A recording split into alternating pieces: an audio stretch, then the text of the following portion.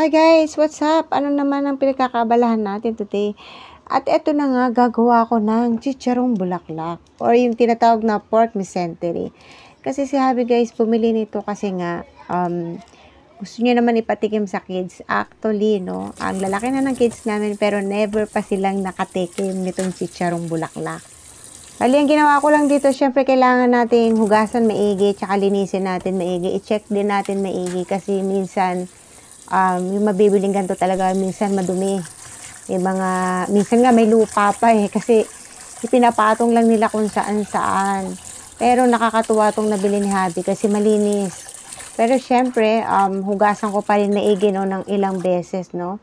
And then after ko nahugasan ng ilang beses, syempre nilagyan ko ng salt, nirab ko siya ng salt. Kumbaga nilamas ko to sa asin para yung amoy niya, yung kakaiba niyang amoy, medyo mabawasan or mawala. Ang sarap-sarap talaga nitong chicharong bulaklak. Naalala ko tuloy nung dalaga pa ako, as in dalaga pa ako, no? Dun sa tinitirahan ng ate ko, dun sa likod bahay nila. May nagluluto ng ganito kasi ito yung parang pinaka-business nila. Chicharong bulaklak, tapos yung chicharon. So, makakabili ka doon worth 20 pesos, no? Bali, minsan yun yung ginagawa na naming ulam nung aking kapatid. Kaya guys, alam ko rin yung yung pagluluto nito kasi minsan pinanonood namin yung lalaking kawa. Doon lulutuin yan. Bali, 2 salang yan na luto ng chicharong bulaklak para talagang malutong yung chicharong bulaklak. So, eto na nga guys, syempre nilagyan ko ng vinegar. So, hindi ko nababanlawan guys yung nilagay ko suka. Hahayaan ko na to. And then, ilalaga ko to sa pressure cooker. Kasi pag sa pressure cooker kasi, mas mabilis. Kaysa sa ordinary pot mo na ilaga. So, syempre nilagyan ko ng ginger. At pagkatapos lagyan na rin natin ng salt. At pagkatapos lagyan na rin natin ng laurel para, syempre may lasa. Tsaka yung amoy, no? At pagkatapos, syempre nilagyan ko ng saktong tubig lang. At ipi-pressure cooker ko to guys for about 35 minutes. Kasi kung lulutuin ko siya sa ordinary pot, aabutin ako ng mga 1 hour. So, ang tagal nun. So, kaya gusto ko talaga pag pressure cooker. So, ito na nga guys. Syempre, pag gagamit kayo ng pressure cooker, ingat po kasi syempre, delikado yung pressure cooker pag binuksan mo agad-agad, no? Kaya kailangan yan, i-release mo muna yung init ng pressure cooker mo. Mas safe pa nga na hayaan mo na lang munang medyo lumamig yung pressure cooker mo. Then release, tsaka mo buksan, di ba?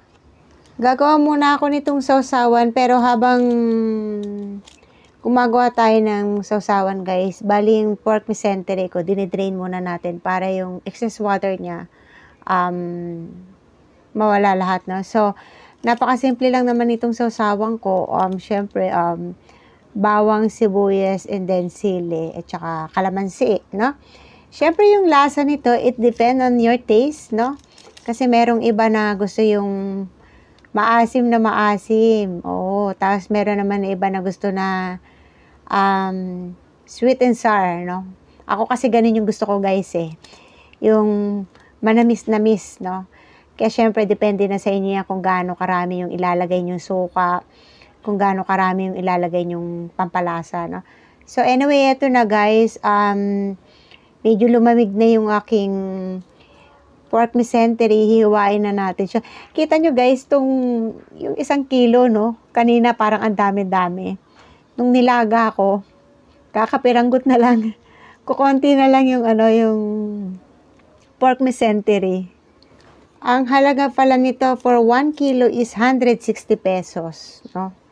Kala ko nga nung una guys, marami to So anyway, okay lang din kasi nga, ayoko rin naman sila pakainin ng marami nito kasi alam nyo naman. Isa rin to sa putok-batok. Siyempre kasi mamantika, diba? So, tama na yung matikman lang ng kids. So, kaya okay lang din tong konti. So, mag-uumpisa na tayong magprito kaya kailangan nito medyo marami-rami yung mantikang ilalagay natin, no? So, isipin nyo guys, kung hindi ka pa nakatikim nito, tikman mo na para malaman mo kung anong lasa. Kasi promise, masarap po talaga, Alam nyo ba guys, almost 2 decades, Isipin nyo kung ano yung 2 decades, nasa 20 years. na kung hindi nakatikim nito. Kasi nga actually hindi naman kasi to healthy food. Kasi alam nyo naman to, syempre mamantika, bawal nga to sa mga high blood di ba? So, yung mga kids ko, imagine ang kids ko, mga binata na, pero first time pa lang nilang makakatikim nito. Pero guys, ang kids familiar dito sa chicharong bulaklak. Syempre kasi nakikita nila sa SOCMED yung chicharong bulaklak, yung mga nagluluto ng chicharong bulaklak. So, familiar sila dito pero wala silang idea sa kung ano talaga yung lasa. Kaya tuloy si Habi, nakita niya to kanina sa palengke nga, bumili tuloy kasi sabi niya, oy, para matikman ng kids. After kong naprito lahat, ang gagawin ko lang nito guys, palalamigin ko lang ng konti yung chicharon. And then, iinit ko ulit yung mantika. And then, ibabalik ko ulit, piprituhin natin ulit ng pangalawang beses. Para malutong. Kung hindi pa kayo nakakatikim nitong chicharong bulaklak, itry nyo ng tikman. At least matikman nyo man lang. So anyway guys, bago tayo magtapos, magpapasalamat po muna ako sa inyong lahat. Maraming salamat po sa matyagang panonood sa aking channel. At syempre kung bago ka sa channel ko, please like and subscribe. And don't forget to click the notification bell for new updates. At shout out po kay Anime World. I hope you're watching. Maraming salamat po. Kaya po talaga sa inyong lahat, maraming salamat po talaga sa inyong lahat. Thank you very much po for the support. So guys, ito yung gusto nating itsura ng ating chicharong bulaklak, no, yung golden brown. Kasi pangit din naman pag na-over sa prito kasi parang nalulusaw naman na ng gusto, pangit naman yung ganun. Kaya syempre, kaya yung crispiness ng ng chicharong bulaklak nyo, nakadepende rin po yan sa inyo kung paano nyo iprito yung chicharong bulaklak. Sabi nila, masarap daw tong i-partner sa beer as pulutan. Pero syempre, in all moderate lang tayo. Always remember, health is wealth. Kaya wag naman po nating abusuhin, no?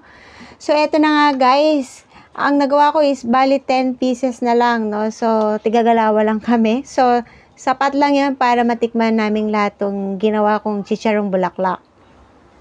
So that's it guys. I hope nag-enjoy kayo sa aking video for today. At sana po abangan nyo pa po yung mga isi-share kong video.